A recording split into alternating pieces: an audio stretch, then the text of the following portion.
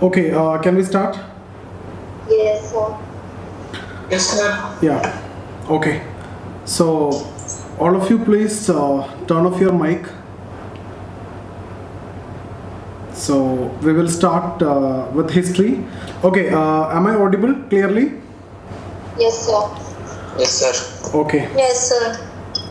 So, we will start with this part, modern India. Okay, so when we talk about modern India, roughly we are going to discuss the phase of 1757 to 1947. So this period is what we are going to cover in our first phase. Then we will talk about post-independence India, and then we will discuss about the world history. So this is how I am planning this particular batch. So modern India we will see during this time 1757 to 1947. You may see some other use like Indian national movement. So when we talk about Indian national movement, it is basically from 1885 to 1947 period is what we are actually discussing when we talk about Indian national movement. The reason is nationalism as a concept is actually emerging after the Congress only, and the Congress formation was in 1885. So during this phase we will discuss about Indian national movement. Sometimes you will see freedom struggle also. Indian national movement is 85 to 1947, and then freedom struggle when we are referring to, this is basically from 1857 to 1947, because the first attempt to get freedom was actually in 1857, that we call it as the first war of independence, first national war of independence, or 1857 revolt. Okay, so these are the different terms in which you will see history. So when we discuss about modern India, this period, so we are going to cover this, so automatically this and this will be covered, because 1885 to 1947, this is our one phase, and this 1857 to 1885 is coming as our one other phase. So within modern India, how I am planning to cover is, within modern India we will start with today we will start with decline of Mughals we will discuss. So when we discuss about decline of Mughals, I have to discuss from 1707 onwards, because 1707 Aurangzeb death, okay, and after that only decline of Mughal is starting. So briefly, even before that, what was the administrative structure of Mughal also I will discuss. Okay, and after discussing about the decline of Mughal, that is actually happening during the time of 1707 to 1757. Okay, so this period we will briefly discuss, and then I will talk about the Battle of Plassey and Battle of Buxar. 1757 Battle of Plassey, not an actual war, the actual fight was not there. 1763 the Battle of Buxar, which was actually a battle. We will discuss both. Okay, and actually in 1757 the end of centralized Mughal rule is there. Okay, so centralized Mughal rule is actually ending here. Decline start from 1707 and ending in 1757. So I will discuss all these. So this is our first topic, decline of Mughals, and after that we will discuss about the different other wars. We will talk about the successor states. See, this is actually the phase, if you read spectrum, you will feel some difficulty. So this is the only phase, even in class also you may face some difficulty, but once we start from 1773 onwards, then we will start with governor generals, then you will not face any difficulty. So here we will discuss about decline of Mughals, and then we will discuss about the Carnatic wars, okay, related to Hyderabad we will discuss, and then we will discuss about the Anglo-Mysore war. There were 4 Anglo-Mysore war that we will discuss, 3 Carnatic wars we will discuss, and once this Carnatic war and the Mysore war is over, then we will talk about the Anglo-Maratha war. Okay, so that 3 Anglo-Maratha war, and in the 3rd Anglo-Maratha war, the Marathas were completely crushed and the Peshwaship will be abolished. So we will discuss about that wars also. So this is the first session, this is the second session, this is the third session, and this is the fourth session. So this is how I have planned. And then we will enter into the administrative structure of the British from 1773 onwards.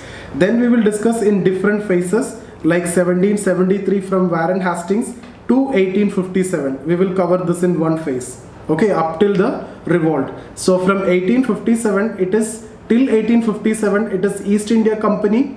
Then from 1857 it is the British Parliament or British Crown is ruling, and we will discuss from 1857 to 1905, or this here itself again 1885, that the Congress formation, 1905 partition of Bengal, Swadeshi movement. So this phase we will discuss. Okay, and after that 1905 to 1947, so from partition of Bengal and then to final partition we will discuss. So the Mountbatten plan, this is how I'm planning. So in between we will talk about Mahatma Gandhi in South Africa, okay, Gandhi's arrival to India, all those satyagrahas, non-cooperation movement, civil disobedience movement, quit India movement, okay, all these cabinet mission plan, Cripps mission, August offer, everything, Wavell plan, Mountbatten plan, everything will be covered. So I can tell you, once we complete the session, then so what is the material that you need to go for? If possible, go for Bipin Chandra, that blue book, or NCERT. Otherwise, even if you are going with this one, Spectrum alone, that itself is actually enough for prelims. Whatever is actually required for prelims perspective, and also you will get to know things from mains perspective also. Everything is covered, and once we complete our discussion, you will be in a position to better understand. I've been told by many of you, few of you, that you are facing difficulty in reading and understanding Spectrum, and that difficulty is actually during this phase 1707, after the death of Aurangzeb, to like 1773. So a lot of names are there, different difficult names are there. So one thing is that you don't want to remember the names during this phase. In fact, this phase is more important from mains point of view only. Okay, you may get some prelims question, but not that significant. But from 1773 there is a regulating act. From there only actually the British started, their governor generals are actually starting. So we will discuss that in detail, both from prelims as well as mains point of view. Okay, so this initial 3-4 classes will be slightly difficult for you, but you don't want to get demotivated. I am having all this PDFs also. Okay, I'm not able to get the PDF, so it's okay, I can manage without the PDF also. So what I'll do is I'll give you the PDF of this lecture. So the contents are already there. I have underlined everything, and with that it will be very easy for you to read the Spectrum. So once we complete the session, what I need you to do is either go through the PDF, or if you have Spectrum with you, just go through the Spectrum, so that you will be getting all the interconnections properly, and you can remember that, and that itself is enough. You can go for revision for 2-3 times, so that you can keep those things which you have read in mind. Okay, so that is very important. Follow this book only, Spectrum, so that you can complete modern India from both prelims as well as mains perspective. You can read all the chapters. There is nothing which you can left out. In fact, I am going to take all the chapters like that.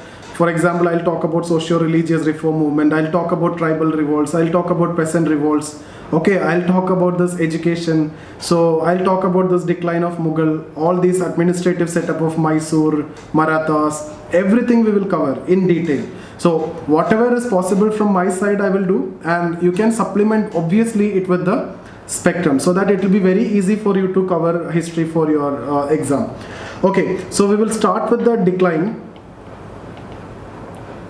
So when we start with the decline of Mughals, so basically we need to discuss about this period 1707, the death of Aurangzeb, to 1757. So here this is the period in which the Mughals are weakening, and during this time you can see Marathas are emerging also. So Mughal is getting weakening and the Marathas are emerging during this time because before this Aurangzeb, he was ruling around 50 years, 1658 to 1707. So Aurangzeb was there for around 50 years, the Mughal Empire, and he expanded his territory like anything.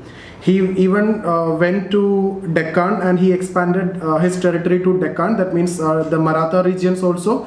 So he engaged in continuous wars with Marathas, and in fact that is also one of the reason for decline of Mughal, that we will come to that point later, because military got weakened and revenue collection that was expected from Marathas, even after fighting the decades-year-long war, was not that sufficient. You are just fighting just for the sake of fighting.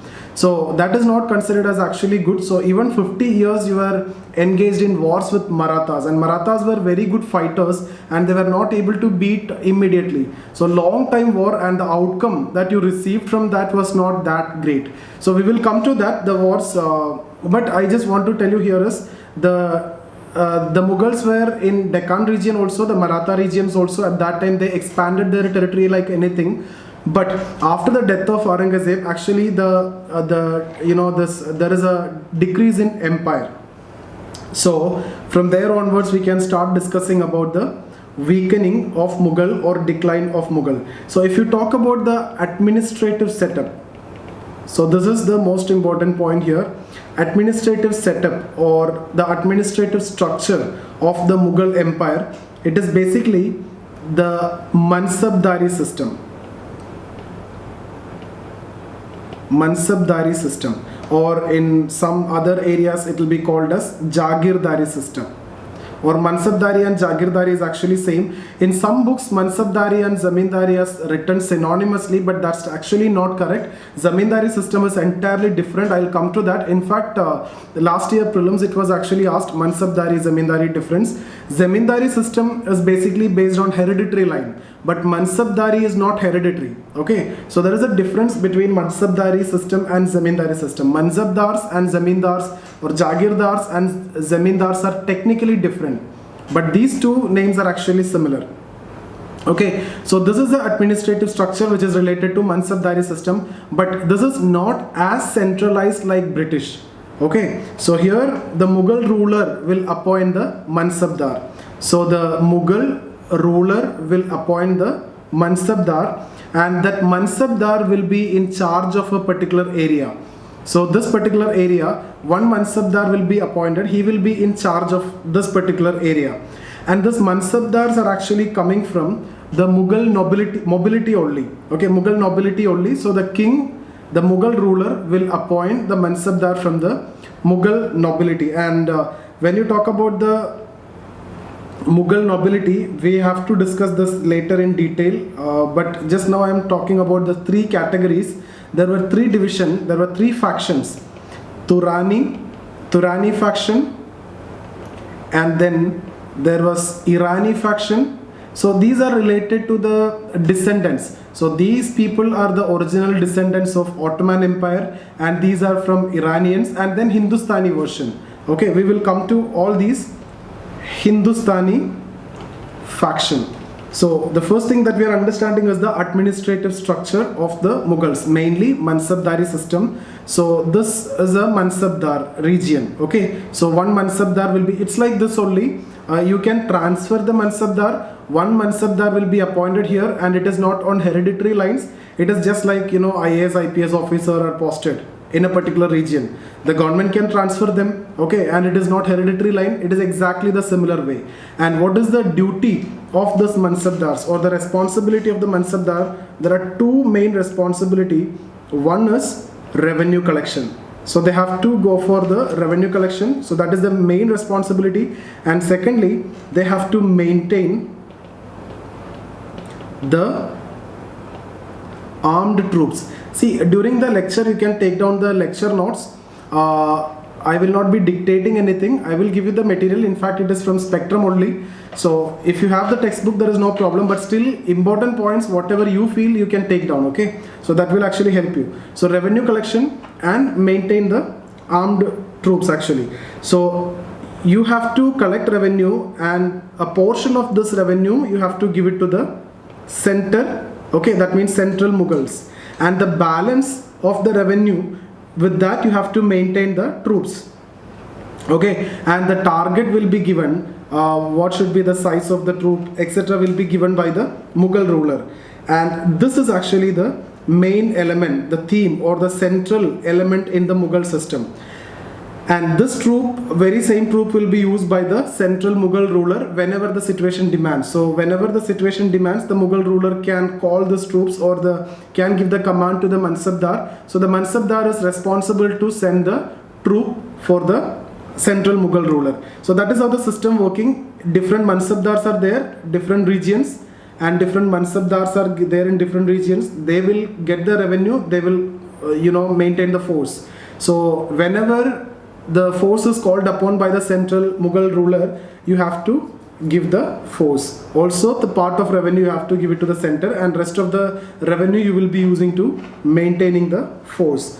Now see, the more territory means what? More revenue. Okay, more, if you need to collect more revenue, first thing that you need is more territory and also the productivity of land. So you will be more interested in getting, you can say, a better mansabdar or better mansabdari region means what? If you get more area and also more productive area, that you can say a better mansabdar. So people, the mansabdaris, all these people, they want to get the better mansabdar or better region so that they can enhance the revenue collection. Just like in the contemporary time, I have told you the example, right? IAS, IPS officer, nobody want to go to Northeast. So you can talk that in the point of view of cadres, right? So you want better cadre. Different cadres have different privileges. So different advantages are there. Okay, so exactly similarly, this mansabdars also want some particular region. So there is a inherent conflict and difference of opinions are also going on between the mansabdars, and there is a competition also. Okay, so you try to get the more territory and you will try to get the more productive land. So ultimately what I want to tell you is this system, this mansabdari system is based on a patron-client relation. Okay, so it is the role of the king to protect them, and in this, the mansabdari system, two roles are mainly performed, that is revenue collection and also the administrative responsibility, or you can say the management of the troop or the force.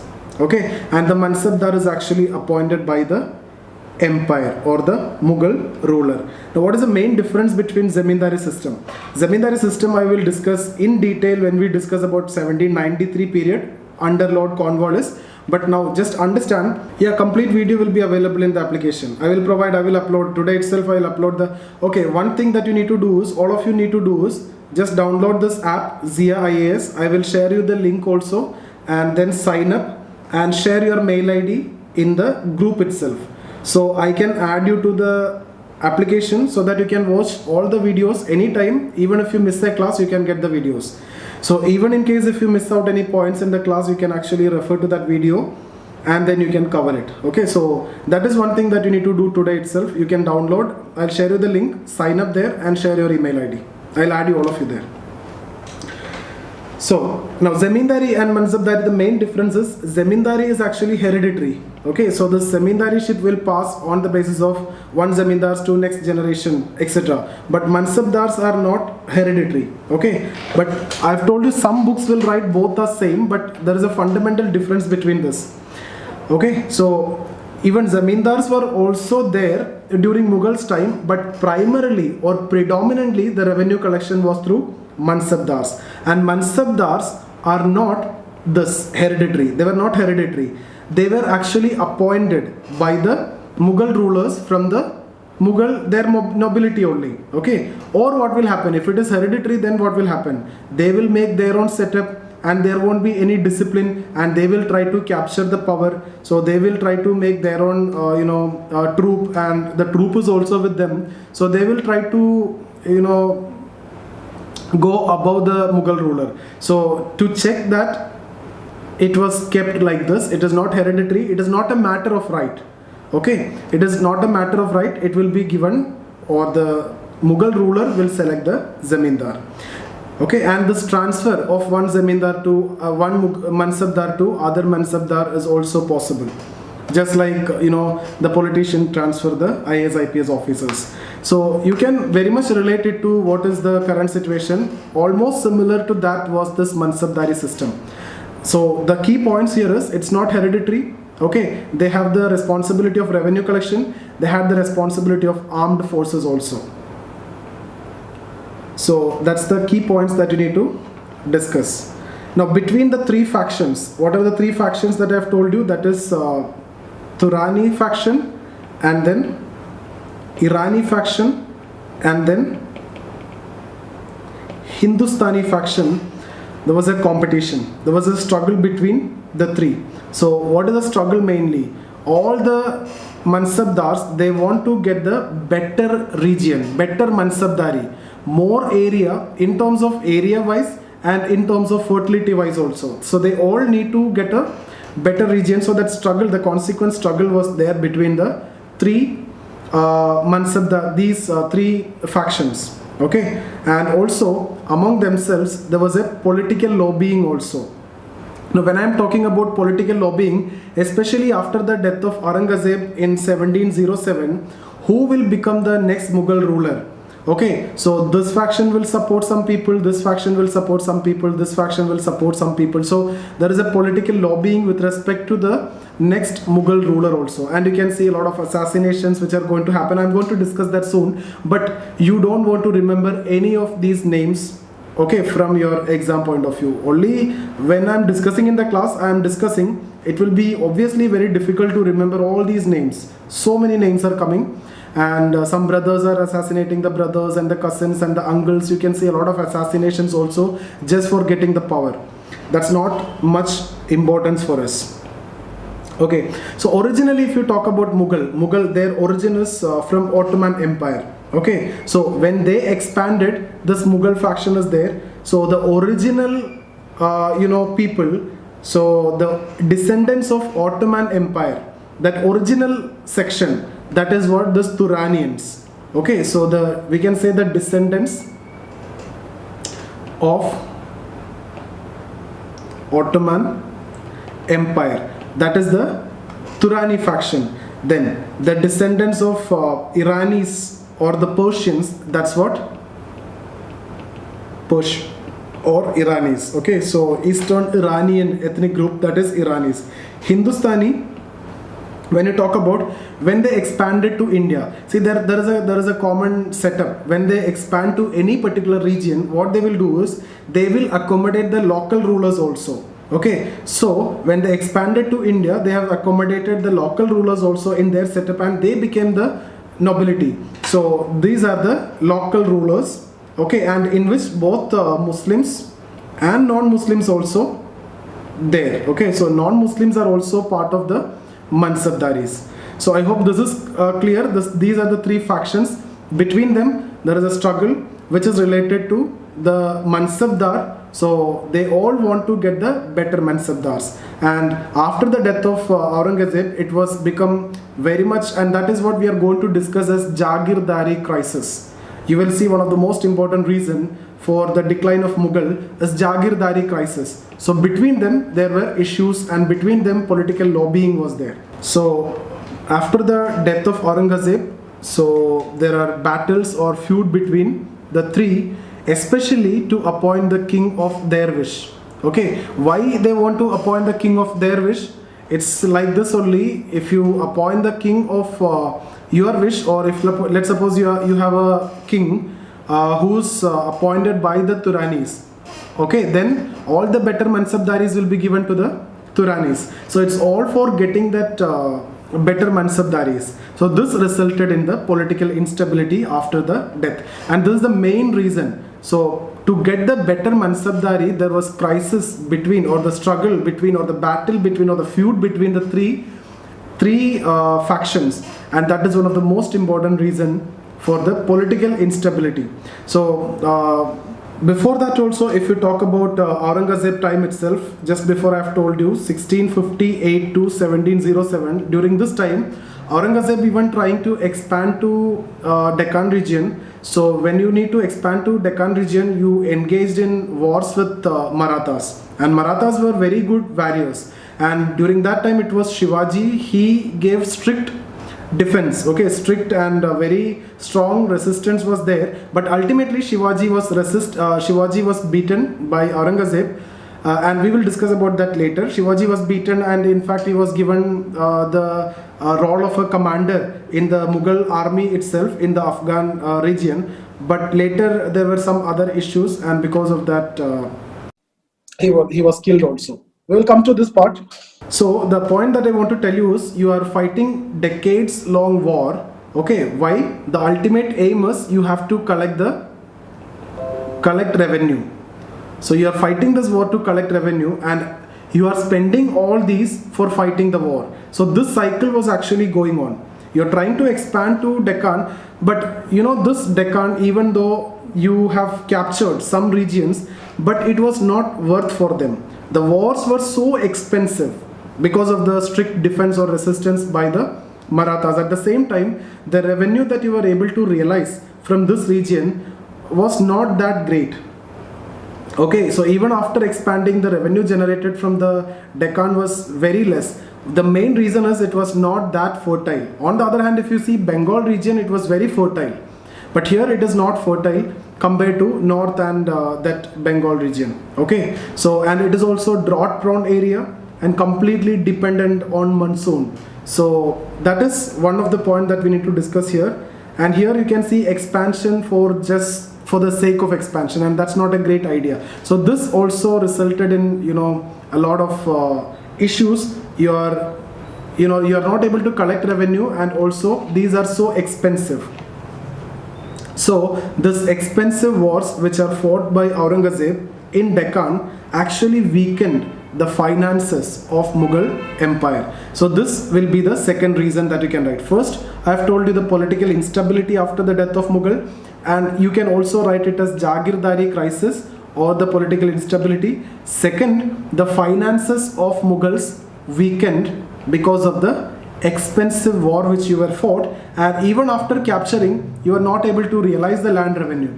And also here if you see the Marathas started getting power back once Aurangzeb died also. Okay, so one more reason, if you talk about Mughals did not took any active interest in improving the agricultural productivity or production. So because of that, some issues were from the peasant side also, and during 1700s there were a lot of peasant rebellion, mainly because of the decline of agriculture. Agriculture is not doing good. The kings or the rulers were not doing good for improving agriculture. So there is no nothing for the improvement of agriculture or the productivity. There is no technological advancements or anything. Along with this, you can also talk about the Jagirdari crisis. Okay, what is the Jagirdari crisis? It is a phenomena of too many Jagirdars chasing too few Jagirs. Jagirs means that Mansabdari region. So many Mansabdars are chasing too few Mansabdari regions, and they all need the good region from where you can get more revenue, more area and more fertility, etc. And also unequal size of Jagirs. Unequal size of Jagirs, because everybody want the bigger Jagirs. Okay, now Aurangzeb also created, when he expanded to this Deccan region, he also created some region, some land like Khalifa land. Khalifa land, when you read this, you don't want to get confused here. Nobody is going to ask you questions from all these, but I'm just making it clear. If you see that books, you will come across this. Khalifa land means here you won't appoint the Jagirdar. Okay, no Mansabdars, no Jagirdars. Then who will collect revenue? It is his own officials directly will collect the revenue. Okay, so collect the revenue and give it to the center. So, and 1/3 of the Deccan region was actually Khalif land. Okay, so this, just remember, nothing will be there from the exam point of view. Khalif land means not given to any Jagirdars. So the king directly will control that region. King directly will collect revenue through his official, and 1/3 of the Deccan region, when he was expanding to the Maratha region or the Deccan region, was under this category. Yeah, any doubts so far? Okay, now after the death of Aurangzeb, so now who is in control? The Jagirdar is trying to control the king, because they want, each section want the king in their support, right? So you can see the next 10 years, within next 10 years itself, 4 Mughal rulers will come. So the past 50 years, 1658 to 1757, there was only one ruler, powerful ruler, that is Aurangzeb. So now you can see 4 rulers. That itself shows the political instability, right? During the time of 1991, you can see in India also we face this kind of setup, right? So different governments have came, 3 governments in the span of 2 years.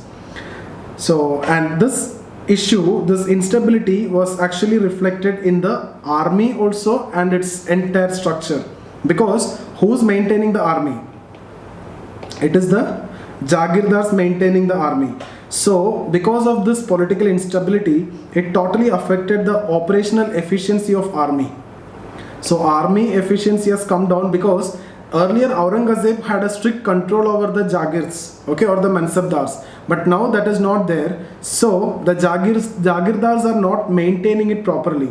And this situation also led to corruption and inefficiency because Jagirdars are collecting revenue but not spending for the army. So, this led to corruption and that led to inefficiency of the army. So this is also, the army is also getting affected or deteriorated. That is also one of the reason for the decline of Mughal. That means totally you can say the preparedness of army is actually affected. The army is becoming very weak. So, and also after the death of Aurangzeb, you won't see any advancements in technology in military also. So there is no new military development and nowhere except Mysore. Only Mysore will go for some advancements in technology when it comes to military. We will come to that when we discuss about Mysore. So no new technological developments, no new innovations you can see during this time in the army. Next one. So these are like economic reason we have discussed, political instability we have discussed, and military reasons we have discussed. So this is how you need to separate the causes. Okay, so this is related to Jagirdari and this is the political instability. So military got weakened. Now we need to discuss about socio-religious reasons.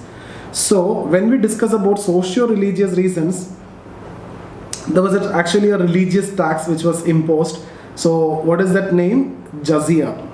So this is actually a religious tax you can say, and it was actually imposed on non-Muslims or imposed on non-believers or non-Muslims. So what it will lead to? It actually alienated many non-Muslims and it created disaffection among the non-Muslims, and that also created problem. So this is one of the most important socio-religious aspect or the policy of the Mughal, this Jizya. This was also asked as a prelims question before.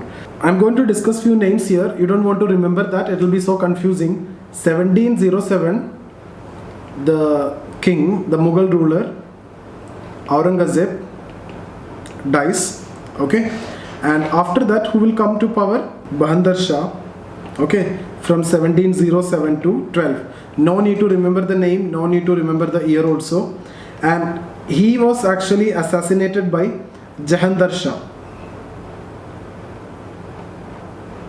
So Jahandar Shah assassinated Bahadur Shah, and he will be there for 1712 to 13. Okay, so he will be assassinated by Farrukhziyar, and he will be there for 1713 to 19.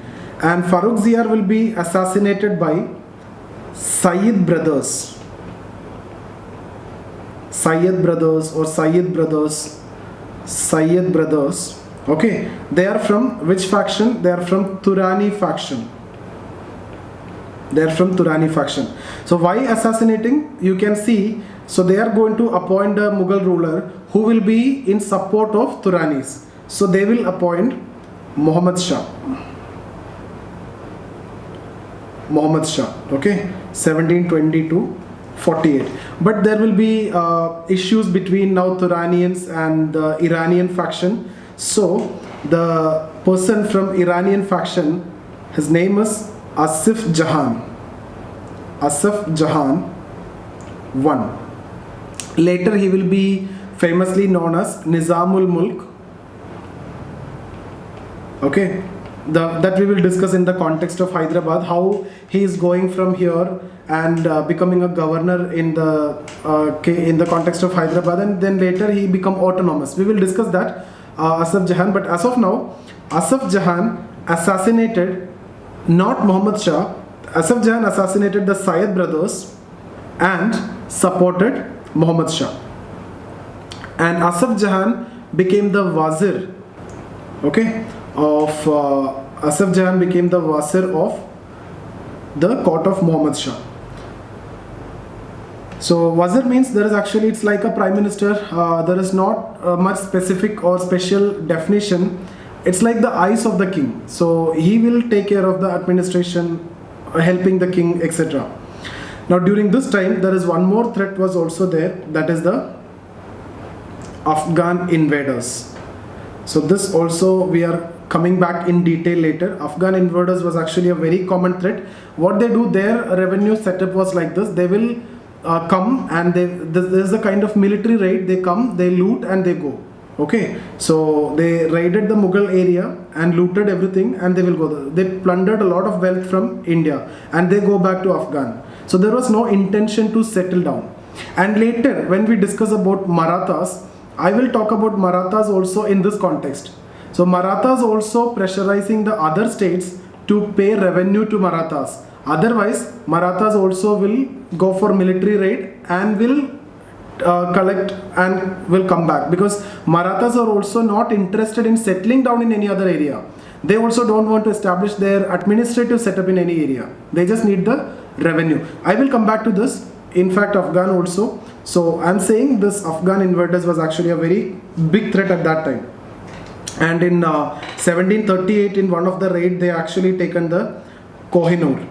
Okay, so now 1757, Battle of Plassey. We will discuss this, but nothing in detail to discuss here because actual battle was not there. It is related to the decline of Mughal only. So if you summarize what all the causes that I have discussed so far, the causes of decline of Mughal, first of all, the main reason is what? One of the main reason that I have told you, the economic reason, that the finances of the Mughal got weakened. Why? Because of the expensive wars which were fought by the Mughal king, or the Aurangzeb fought a 50-year war with the Marathas, and that is one of the reasons why the finances of the Mughal actually broke down. Second, the religious policy. I don't think that I need to explain it again. Religious policy was a kind of divisive and it created disaffection among the non-Muslims, especially the Jizya tax.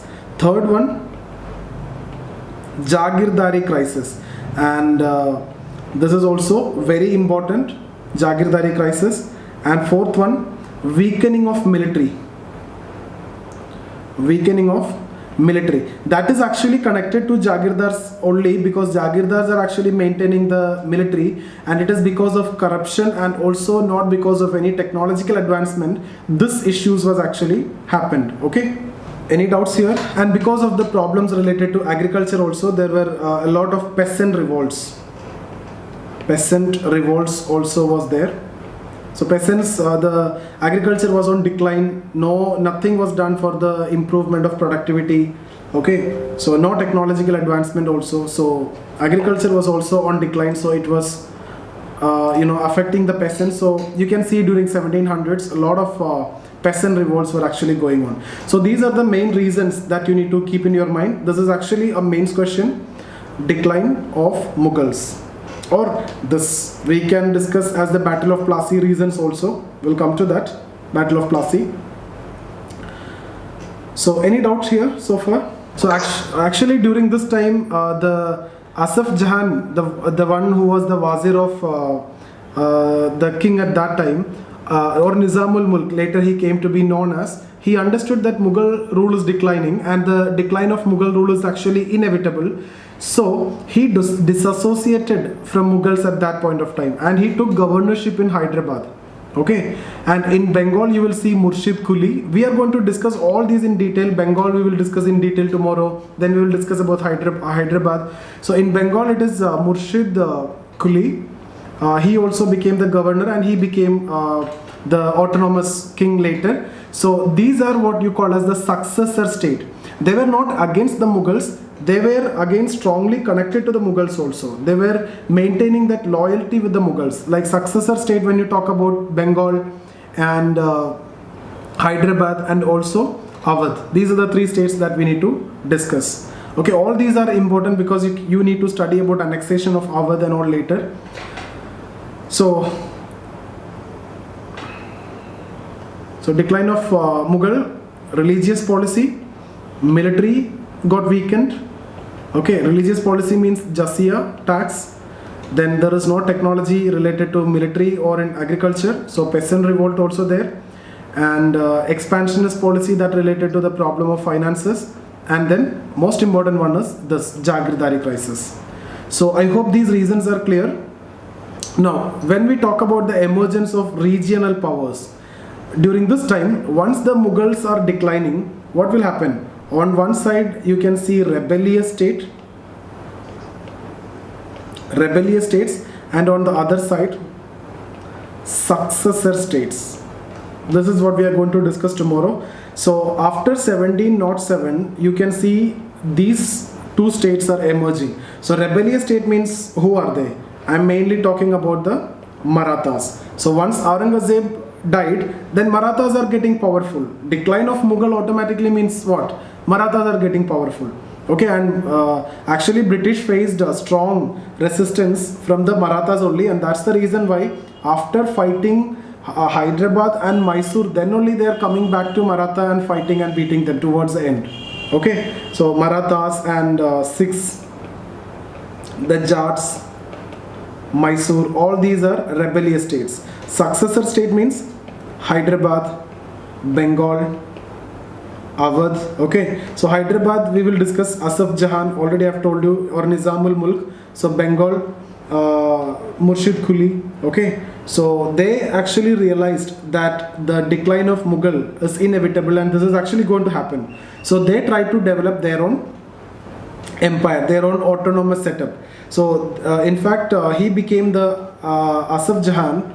He became the governor of Hyderabad in 1724, and then he became autonomous. Okay, so he established an autonomous kingdom, and then it became hereditary also. We will discuss this tomorrow, this also. But these people, even though they became autonomous, in fact they are from the Mughal nobility only, so they maintain loyalty to the central Mughal rulers. Okay, so and this Nizamat became hereditary. This is what we are going to discuss tomorrow. We will talk about Hyderabad tomorrow. And if time permit, we will discuss about Bengal also. So if you have any doubt in this discussion, we can discuss. The main agenda for today, what I wanted to tell you is only the causes of decline of Mughal. Mainly, and I also want to talk from the prelims point of view, what is Mansabdari system, what do you mean by Jagirdar, and how the administrative structure is working. So if you understood what is Mansabdari system and the crisis and also the other reasons that I have discussed with you for as the reason for decline of Mughal Empire, then the objective is actually met. If you have any doubt, we can discuss now. So there is some difference between Which one? Jagirdari and Mansabdari. What is the doubt? Is there any difference or we can... No, Jagirdari, Mansabdari both are same. There is a difference between Zamindari. But Zamindari system I will discuss in detail because that is more important than this. I will discuss, in fact I will spend one session for Zamindari system. Okay, that maybe after 5 days I will do that. That is why I purposely skipped here and I just told you that they are different in terms of that hereditary aspect.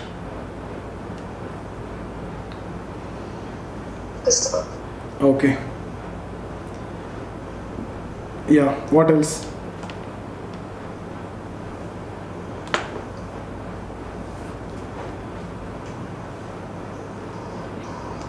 Sir, Tell me.